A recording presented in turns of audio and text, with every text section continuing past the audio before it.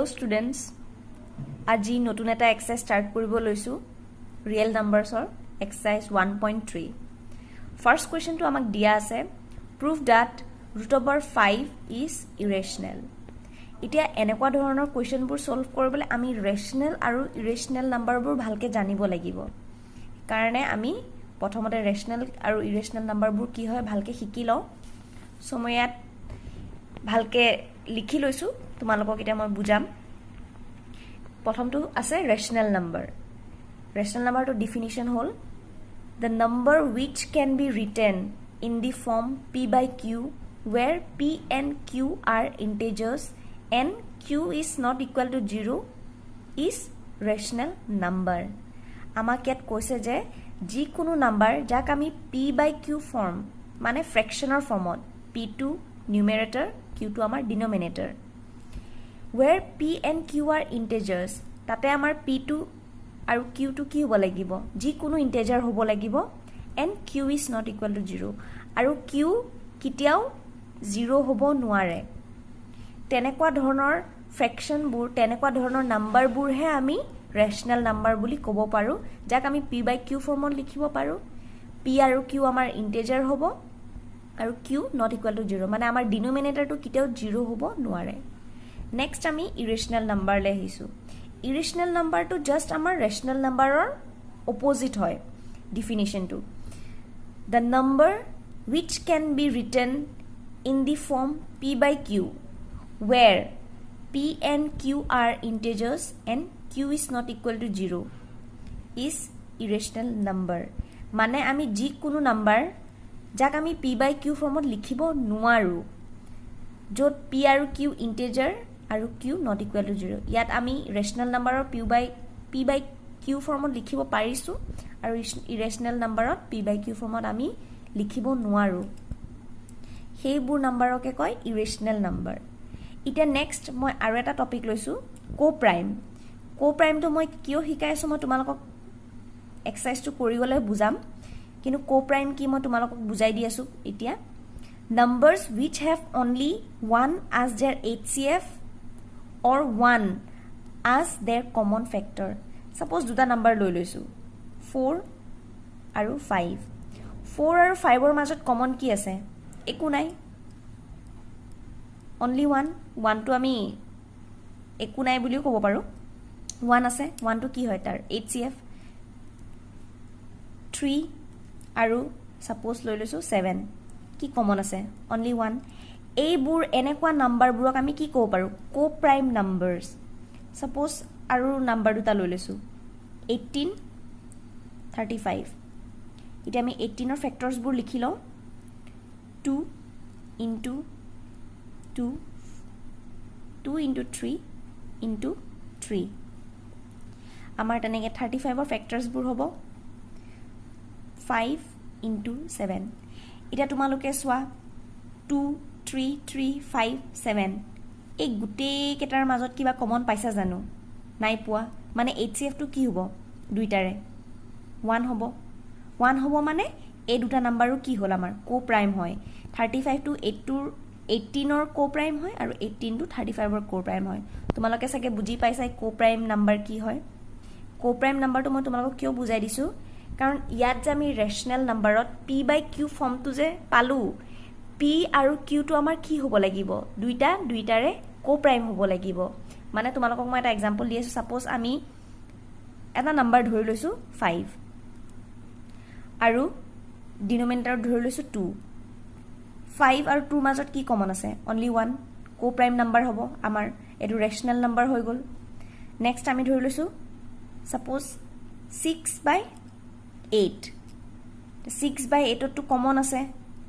কি কমন আছে দুইটাতে 2 3 jar 6 2 4 jar 8 আমাৰ 2 কমন পাই আছো কিন্তু আমি যদি ক্যান্সেল কৰি দিও 2 3 jar 6 2 4 jar 8 এতিয়া কোৱা 3 আৰু 4 ৰ মাজত কি কমন আছে only one মানে কি হল এই দুটাও আমাৰ কোপ্ৰাইম হয় তেনেকে আমাৰ ৰেচনেল নাম্বাৰত যোনটো আমি p by q ফৰ্ম পাই আছো p আৰু q আমাৰ সদায় কোপ্ৰাইম হয় তোমালোকক এক্সাৰসাইজটো কৰি গলে তোমালোকে বুজি পাই গৈ থাকিবা মই জাস্ট ইয়াত এটা ৰাফ আইডিয়া দিছো তোমালোকক আমি এক্সাৰসাইজলৈ ঘূৰি আহিছো এটা আমি এক্সাৰসাইজটো কৰি যাম prove that √5 is irrational এতিয়া আমি এটো কেনেকৈ কৰিম আমাক √5 টো ইৰেশনাল বুলি প্ৰুফ কৰিব দিছে আমাক ইৰেশনাল বুলি প্ৰুফ কৰিব দিছে যেতিয়া আমি এটা কাম কৰো আমি √5 টো ৰেশনাল বুলি ধৰি চাও ৰেশনাল হয় নে নহয় আমি চাও যদি ৰেশনাল নহয় obviously ইৰেশনালে হ'ব আমি এনেকৈ লিখিম let us assume মানে আমি ধৰি লৈছো যে √5 is rational আমি জানো √5 টো ইৰেশনাল হয় কিন্তু তথাপিও আমি √5 টো ৰেশনাল বুলি ধৰি লৈছো এই প্ৰুফটো কৰিবলে যদি √5 টো ৰেশনাল হয় আমি কি কৰিব পাৰো then we can write √5 as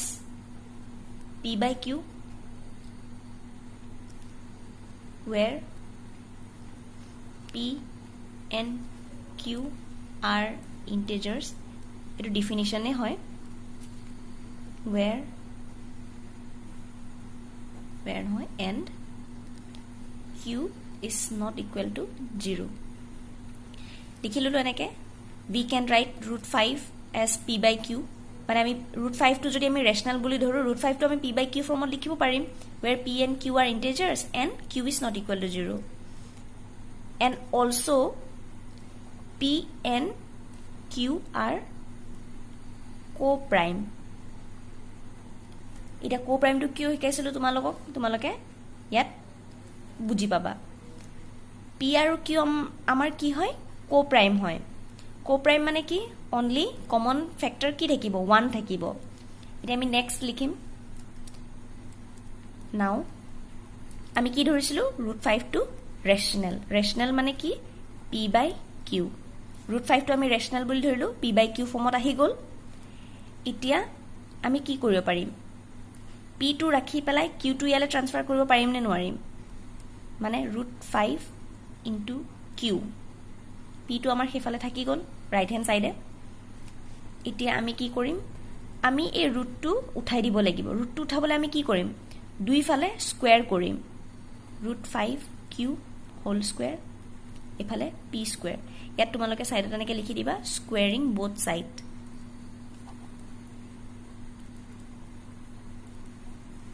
এতিয়া আমাৰ ইয়াত কি পাম ৰুট স্কয়াৰ কেনসেল হ'ব মানে 5q স্কয়াৰ আৰু p স্কয়াৰ এনেকৈ পালো এতিয়া নেক্সট আমি কি কৰিম q স্কয়াৰ ৰাখি পেলাই হেফালে p স্কয়াৰ ডিভাইডেড বাই 5 মানে 5 টো q ৰ লগত মাল্টিপ্লাই হৈ আছিল আমি হেফালে নিলে কি হ'ব ডিভাইডত আহি যাব যেহেতু আমি p স্কয়াৰক 5 এৰে ডিভাইড কৰিব পাৰিছো মানে কি 5 এটা ফেক্টৰ হয় p স্কয়াৰৰ therefore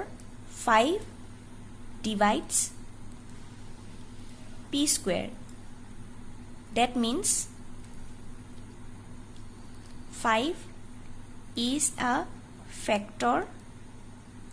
of p 5 এ যেহেতু p স্কয়াৰক ডিভাইড কৰিছে 5 কি ফেক্টৰ হ'ব p ফেক্টৰ হ'ব আমি এবাৰ আকৌ 1 যত আমাৰ মাৰ্কিং কৰিছিল তাৰ পৰা স্টাৰ্ট কৰিম 1 ত আছিল q square equal to p square by 5 1 দিয়া আছিল তাত 1 ৰ পৰা স্টাৰ্ট কৰিছো এতিয়া আমাৰ কি হ'ব q স্কয়াৰ ৰাখিলো ইয়াত p স্কয়াৰৰ জায়গাত আমি 5a লিখি দিলো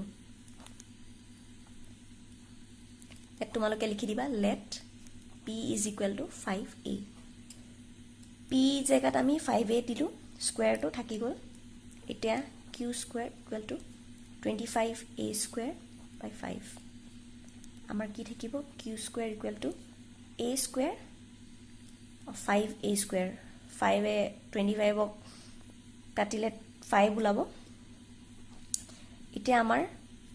আমি a টো ৰাখিলো a square টো এটো সাইডে ৰাখি পেলাই 5 টো কি কৰিলো ট্ৰান্সফাৰ কৰি দিম আমি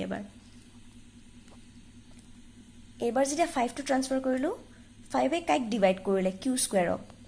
5 এ যেতিয়া q স্কয়াৰক ডিভাইড কৰিব 5 কিহৰ ফেক্টৰ হ'ব 5 q ৰ এটা ফেক্টৰ হ'ব since 5 divides q square therefore 5 is a factor of q আমি কি পালো এতিয়া প্ৰথমতে পাইছিলো আমি 5 কিহৰ ফেক্টৰ হয় p ৰ ফেক্টৰ হয় এবাৰ আমি কি পালো 5 কিউৰ ফেক্টৰ হয় এটো আমি 2 মাৰ্ক কৰি দিলো 5 কিউৰ ফেক্টৰ হয় কিন্তু আমি এজিউম কি কৰি লৈছো আমি ধৰি লৈছো যে p আৰু q কো প্ৰাইম হয় কো প্ৰাইম মানে যাৰ HCF only 1 হয় আৰু যাৰ মাজত কমন only 1 হে থাকিব পাৰে কিন্তু আমি p আৰু q ৰ কমন কি পালো 5 পালো ইয়াত লিখি দিম since 5 is a common factor between p and q therefore our assumption is wrong আমি যোনটো ধৰি লৈছিলো হেতু আমাৰ ভুল হৈছে আমাৰ assumptionটো ভুল হৈছে therefore আমি লিখি দিও পাৰিম যে √5 is irrational proved student our next question to hold number 2 prove that 3 plus 2√5 is irrational আমাক এটো proof কৰিব দিছে প্ৰথমটো নিচিনাই কৰিম আমি কি কৰিম প্ৰথমতে p by q বুলি ধৰি লম যত p আৰু q integers and q not equal to 0 তাৰ আগতে আমি ইয়াক যেটা আমাক irrational proof কৰিব দিছে প্ৰথমটোৰ দৰে আমি ইয়াক কি কৰিম rational বুলি ধৰি লম let us assume 3 plus 2√5 is rational আমি ধৰি লৈছো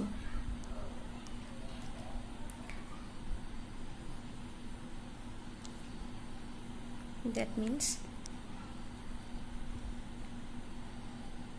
is in the form p by q where p and q are integers and q not equal to 0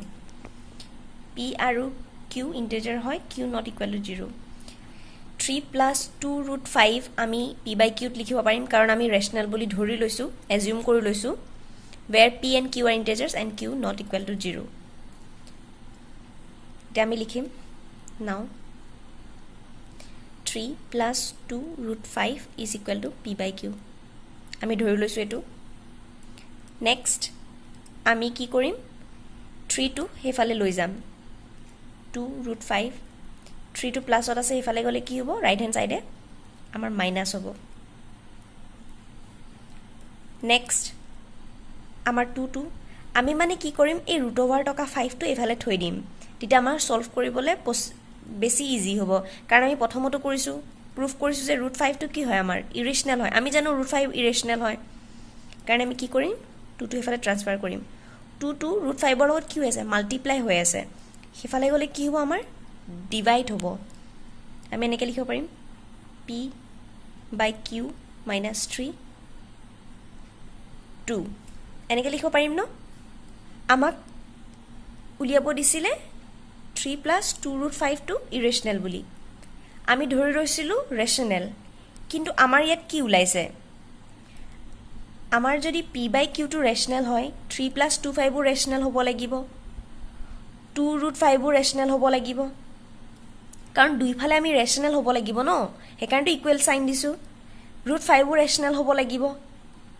কাৰণ আমি গুটেখিনি ইফালে ট্ৰান্সফাৰ কৰিলো যে √5 ও ৰেশনাল হ'ব লাগিব এটোও ৰেশনাল হ'ব লাগিব দুটা ব্যালেন্স হ'ব লাগিব কিন্তু আমি কি জানো √5 টো আমাৰ ৰেশনাল নহয় কাৰণ আমি ইয়াৰ আগৰ কোৱেশ্চনটো কি প্ৰুফ কৰিছো √5 টো আমাৰ কি হয় ইৰেশনাল হেকাৰণে কি হ'ব আমাৰ assumptionটো ৰং হ'ব therefore our assumption is wrong that 3 plus 2√5 is rational আমি যে 3 plus 2√5 টো ৰেশনাল বুলি ধৰিছো হেতু আমাৰ ভুল ধাৰণা হৈছে মানে কি হ'ব therefore আমি লিখি দিব পাৰিম যে 3 plus 2√5 is irrational proved এবাৰ কোৱেশ্চন নম্বৰ 3 লে আহিছো কোৱেশ্চন নম্বৰ 3 ফাৰ্স্ট নাম্বাৰটো দি আছে আমাৰ একেটাও আমাৰ ইৰেশনালি প্ৰুফ কৰিব দিছে 1টোৰ মই হিণ্টহে দি দিম তোমালোকে নিজে ট্ৰাই কৰি চাবাচোন পাৰা নে নোৱাৰা নম্বৰ 1টো দি আছে 1/√2 এতিয়া আমিও প্ৰথমটোৰ দৰে ইয়াৰ আগৰ কুৱেশ্যনটোৰ দৰে প্ৰচিড কৰিম তোমালোকক মই হিণ্টটো দি দিছোঁ আমি প্ৰথমতে এইটো এজিউম কৰি ল'ম মানে ধৰি ল'ম যে এইটো ৰেচনেল হয় তাৰপিছত আমি যেনেকৈ ৰেচনেল মানে কি হয় p/q ফৰ্মত লিখিব পাৰিব লাগিব মানে 1/√2 = p/q যদি p/q ৰেচনেল হয় p/qটো যদি উলুটাই দিওঁ q/pটো আমাৰ ৰেচনেলে হ'ব ন সেইকাৰণে আমি কি কৰিম এই গোটেইকেইটা ইনভাৰ্স কৰি দিম